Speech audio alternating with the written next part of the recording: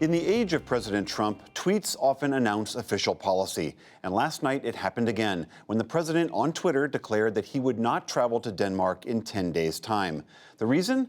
Danish leaders wouldn't discuss selling Greenland to the U.S. And thus, the massive ice-covered island and Danish autonomous territory marked yet another frigid moment in U.S. relations with an ally. Special correspondent Malcolm Brabant reports from Copenhagen. The meticulous traditions of the Danish kingdom were trotting on as usual today, as news spread of the White House snub. Horses from the royal stables would have been used during Donald Trump's trip had he maintained his plan. A former Danish Prime Minister claims the Americans pushed for a formal state visit with all its ceremony and grandeur. The American ambassador even promoted the visit on Twitter, hours before Mr. Trump tweeted that since Greenland wasn't for sale, he wouldn't be coming. President Trump's rebuff is seen here as being doubly offensive, especially to the Danish Queen Margrethe. At her main Copenhagen residence, a spokeswoman would only say they were surprised. According to Danish royal experts, that's palace speak for being livid. The Danish Prime Minister, Mette Frederiksen, delivered what she thought was a restrained response. I had been looking forward to the visit. Our preparations were well underway. A discussion has, however, been raised about a potential sale of Greenland. This has clearly been rejected by Kim Kielsen, a position that I share, of course. This does not change the character of our good relations.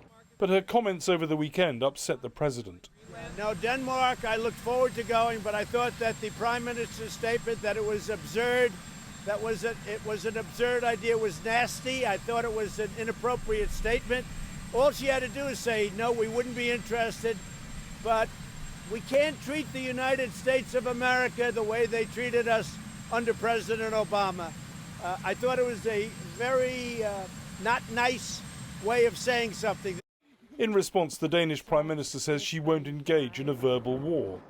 But Rufus Gifford, the former US ambassador to Denmark, has gone on the offensive. It is embarrassing, but I think the bigger shame here is that, as I get the reaction from Danes this morning, there's not the level of outrage that I sort of wish there was, that this is met with a collective eye roll of sorts, that this is just Donald Trump being Donald Trump. That eye rolling is evident on the streets of Copenhagen. I heard it was because he couldn't buy Greenland. So if he's that stupid, I think it's good that he's not coming. John Bergwald is an expert on the Arctic region and advises one of the left-leaning parties in the Danish parliament. What he obviously doesn't understand is that Greenland is a sovereign country with its own government, its own parliament, its own judicial system. But at the same time, it also shows that he has no understanding whatsoever of, to be honest, international politics and diplomacy. The Danes and Greenlanders may believe that buying the world's largest island is absurd, but the controversy has had the impact of concentrating minds at the very highest level. The former NATO Secretary-General, Anders Fogh Rasmussen, tweeted that the Arctic security and environmental challenges are too important to be considered alongside hopeless discussions like the sale of Greenland. On Twitter, Mr. Trump admonished Denmark over its defence spending as part of NATO and lambasted other European allies for taking advantage of American security guarantees. Frankly, I think President Trump is digging a big hole for the United States with Europe. He is by far the most anti-European and anti-NATO leader that we've had. Nicholas Burns was a career US diplomat and ambassador to NATO during the Obama administration. He's now at Harvard University. I think this is the worst treatment of an American ally by an American president in our lifetime. I can't think of anything remotely like this. Denmark has contributed over 10,000 soldiers over 17 years in Afghanistan. They've lost soldiers there. They have been with us in every major conflict for the past 100 years. Many Greenlanders have been offended by President Trump. But Aya Chemnitz Larsen, one of two lawmakers representing the territory in the Danish parliament, is taking a more positive view. I think it would be quite interesting to get him to Greenland instead, because it shows a clear interest in Greenland if you look at the process. So I think in many ways it actually put Greenland in a good position. So why is Greenland suddenly demanding everyone's attention? The short answer is climate change. This is Ilulissat on Greenland's west coast, opposite Canada, which spawns icebergs of the size that sank the Titanic. Where we are right now, we see the stranded icebergs. They are coming from the main Jakobshavn Glacier up the fjord, 60 kilometer inland. These are the biggest icebergs which get stranded here. Professor René Forsberg works with NASA and the European Space Agency to monitor climate change. The Greenland ice sheet mass loss is accelerating, and it has been accelerating for the last 20 years. We can see that from the space, we can see that from the measurements we do. There's a lot of untapped potential in the mineral domain, and when the ice sheet retreats, the edges go sort of closer to the center of the ice, you do expose new areas.